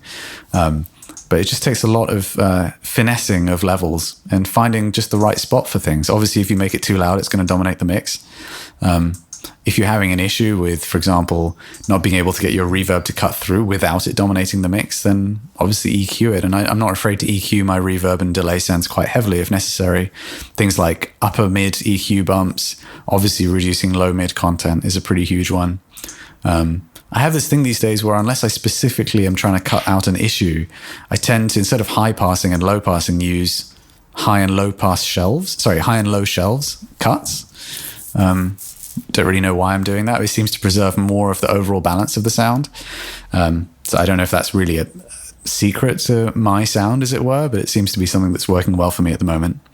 And I think a good tip for anytime you're kind of trying to blend an ambience of any sort, whether it's a drum room or a snare verb or a vocal delay into the rest of the mix, is to, instead of soloing it, just raise it a good deal louder than it will be in the mix. Maybe, push that fader up 6 or 7 dB so it's very clear, yet you can still hear the rest of the mix, and EQ with it like that. Just kind of sweep around to find the frequencies that allow it to jump through the mix more, and find the most boxy frequencies or the things which seem to be cluttering the other frequencies the most, and cut those. And often I find if you then solo whatever it was that you were just EQing, it's a sound that you probably would never have chosen had you simply just kind of done it on instinct. So that's probably the best tip I can give there, and I certainly did that a lot on the Devin Townsend record. That's a great answer. So here's another one from Jacob Turco, and it's for Ermin, which is, Ermin, when you're mastering someone else's mixes, what is it that allows you to make certain mixes, 1, more punchy, and 2, wider than the others? Is it, for example, that they leave the transients louder for you to have more control? We're going back to that thing that Nolly mentioned right at the start of this podcast, where so long as a mix sounds consistent in and of itself within its own sound world, then it's much more malleable from a mastering perspective. So the reason a lot of mixes tend to be they tend to tie your hands behind your back as a mix engineer is that they might have transient content that's out of whack, things which are just spectrally awkward that you can't really adjust for, like a kick that's peaking, let's say 8 dB louder than it should be, and you can't bring it back without affecting, the bottoms of cymbals and vocals and rhythm guitars and stuff like that. So it's generally the proficiency of the mix engineer that creates a lot of these situations and sort of sets the potential of the master. So you can't think of it as something existing in a vacuum. The two are very collaborative processes. Mastering can't exist without the mix, and the mix has to be of a good quality. And of course, for the mix to be of a good quality, so does the tracking. So it's very much a holistic process. The stronger your foundations, the sturdier your house will be, so to speak, at the end of the process. And if I can just say a little note about specifically why I enjoy working with Ermin so much, sonically, I think his ability to get the transients sounding the way they should is better than any other mastering engineer I've worked with. And I think that's honestly one of the biggest selling points for me. I mean, as well as the spectral balance aspects, which he always seems to nail too. But for me, something which I've experienced a lot when working with other engineers, other mastering engineers, that is when I pull my own limiter off and I always mix into a limiter, I end up with very spiky transients, as one would. And I've sent mixes off. I've had mixes done at Sterling Sound and other prestigious mastering houses at the behest of the clients. And I've almost always been quite unhappy with how the transients have come back sounding. I think of 2 specific mixes that were both done at the Sterling Sound. One of them, the guy, I could probably say it was quite laudably managed to preserve way too much transient detail. I think he assumed that I wanted the spikiest drums possible and managed to get a loud master that maintained that, but it was quite unpleasant to listen to. And then the other just completely obliterated the transient content. It was also in general a very loud master, which I didn't think was particularly great sounding, but something which, as I say, I really enjoy working with Ermin is he seems to just finesse those transients in just the right way so that they're still really punchy, but they don't have that awkward kind of spiky character, which tends to happen when you pull the limiter off one of my mixes.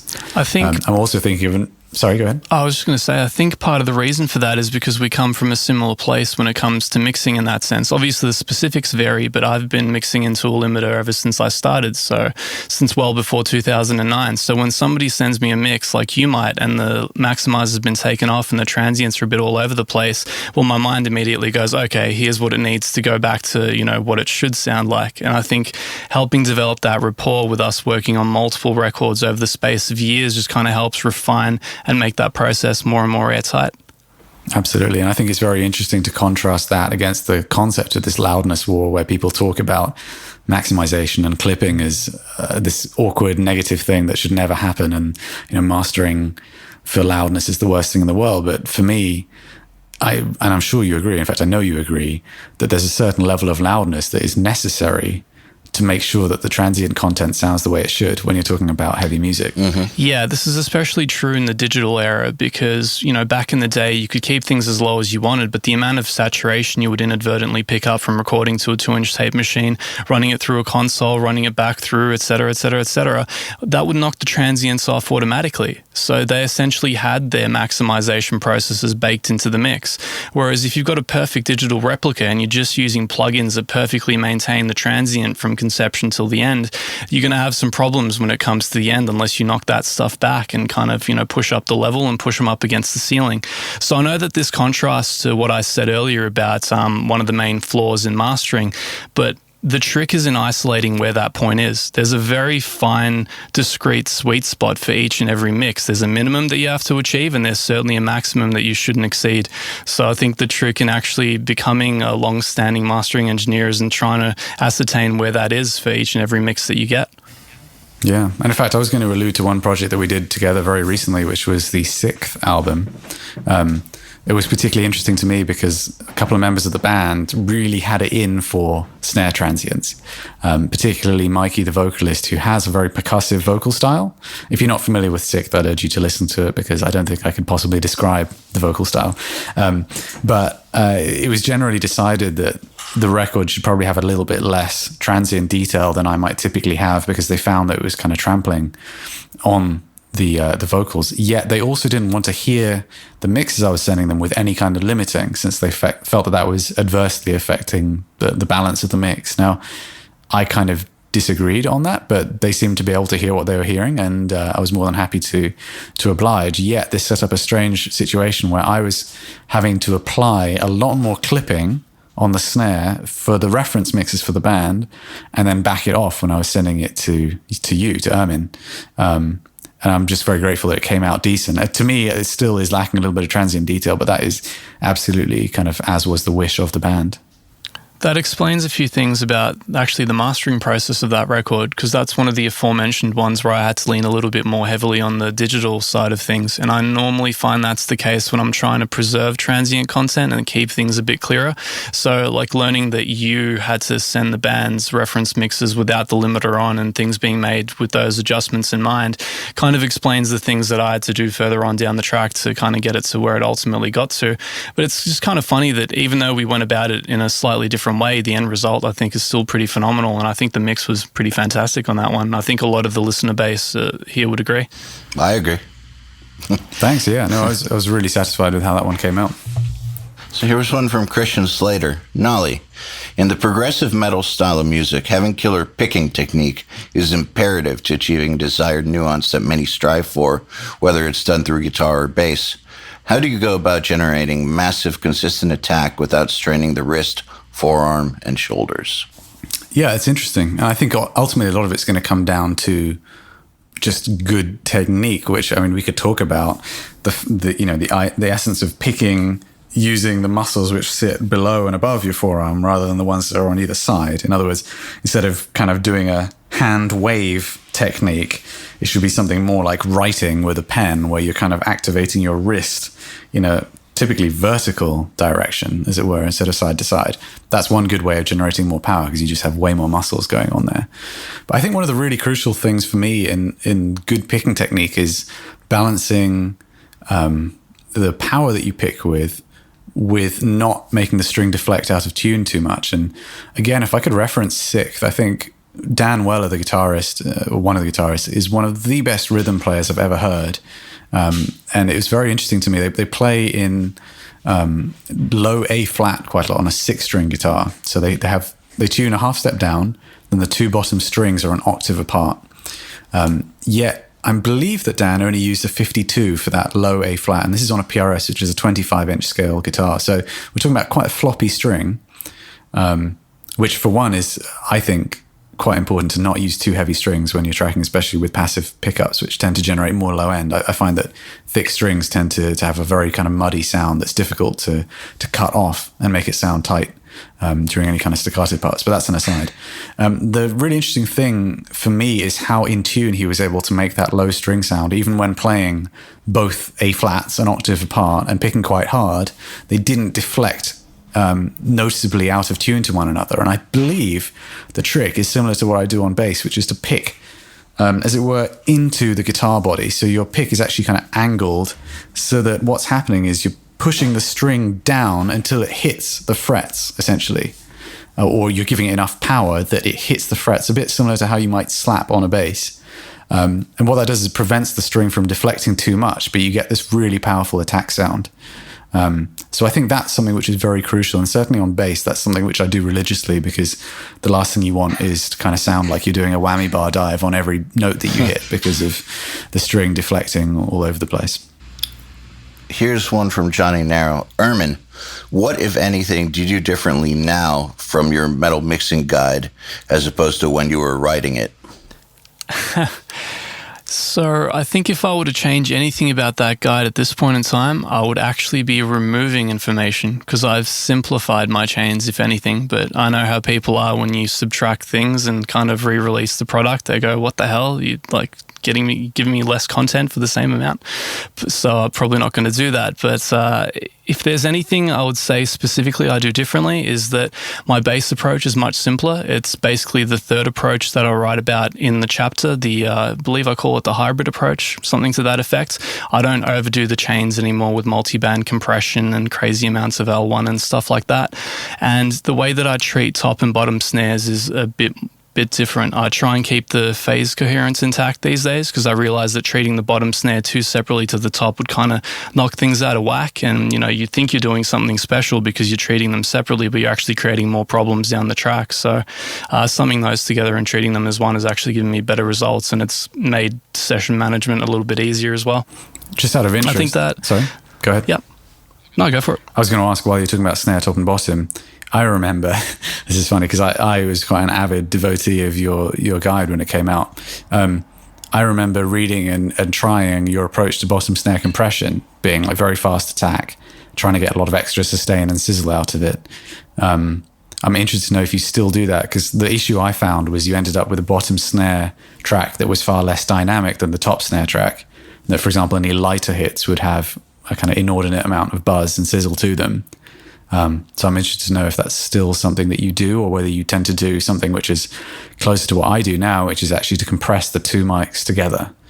It'd be something closer to what you do these days. I think I looked back on that technique among very, very few others that I wrote about in the guide, where there were things more appropriated based on, let's say, hearsay or things I've seen other engineers execute to effect in their mixes, but never necessarily worked all that well for me.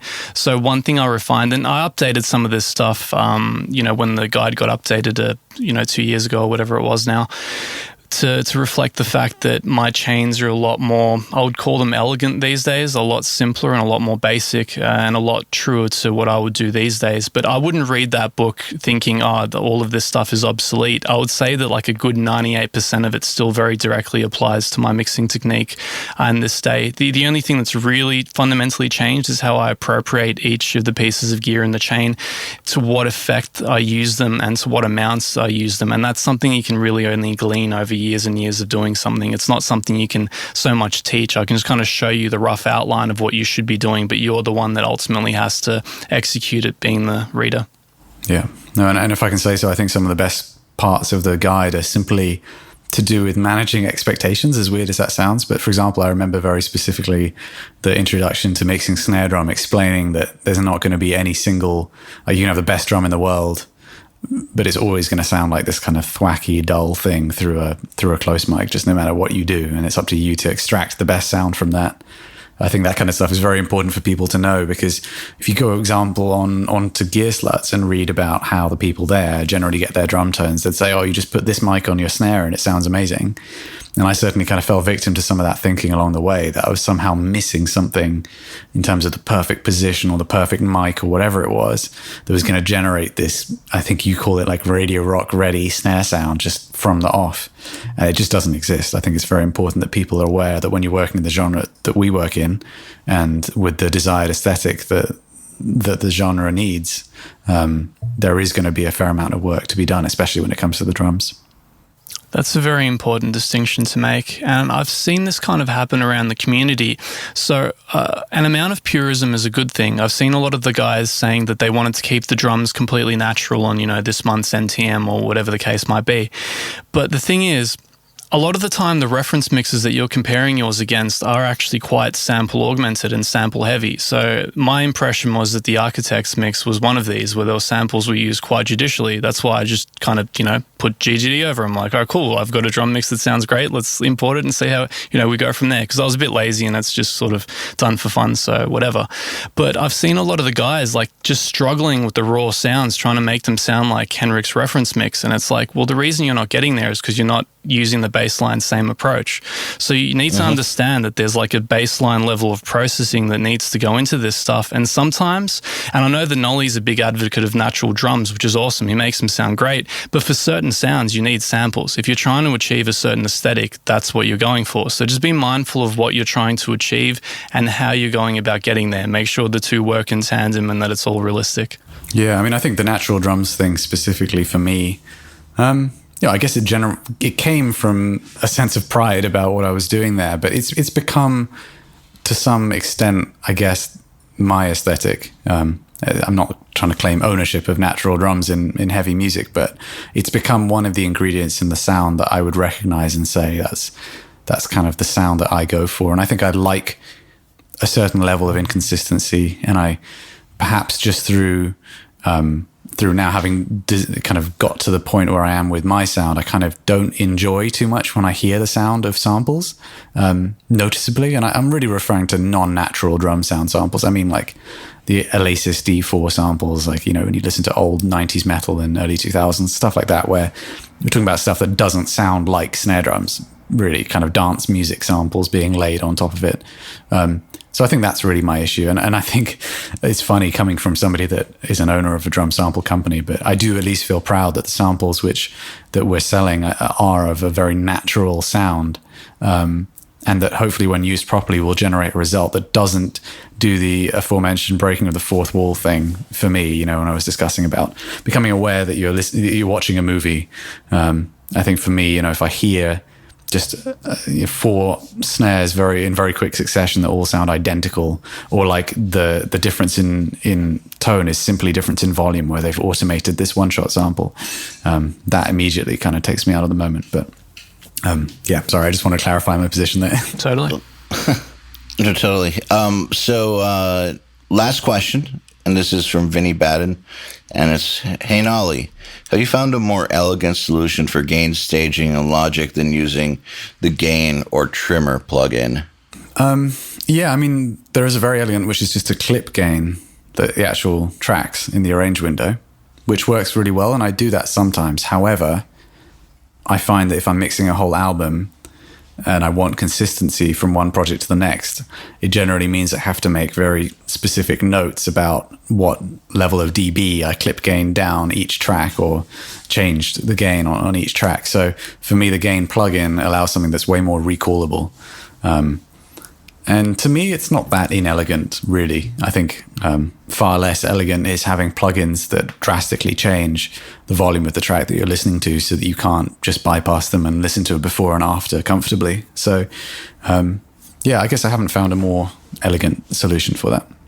All right. Well, actually, let me ask one more question, because it's a good final question. It's for both of you. From Jared Headley, which is, when you're working on an album, do you have a strict schedule you abide by to get things done? Or do you just kind of go with the flow each day? I'll start with you, Ermin. So I'm terrible with the whole corporate aspect of things, kind of managing deadlines and sort of managing my schedule. For me, everything revolves around the quality of the end product. So I'll generally put in as much time as it needs to get right.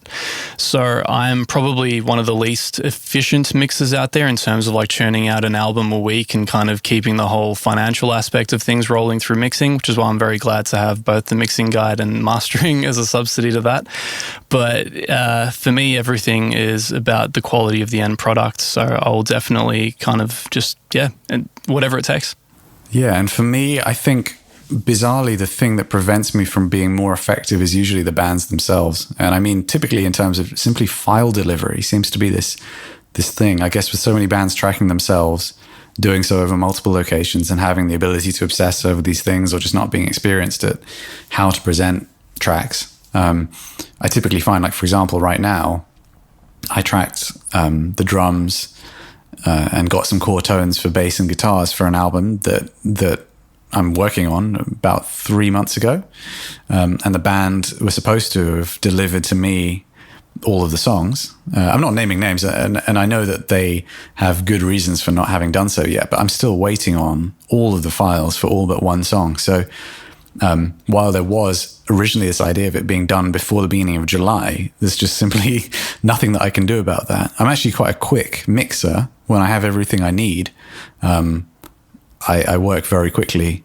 And furthermore, I have a really talented assistant called Sebastian, who I believe is one of the members of the Nail the Mix community, who's really efficient at putting together mix sessions for me. So once the band has kind of okayed the first song, he can create the remainder of the mix sessions for the album for me. So I have a starting place, a bit like, I guess, an engineer setting up a console prior to a mix session for the producer.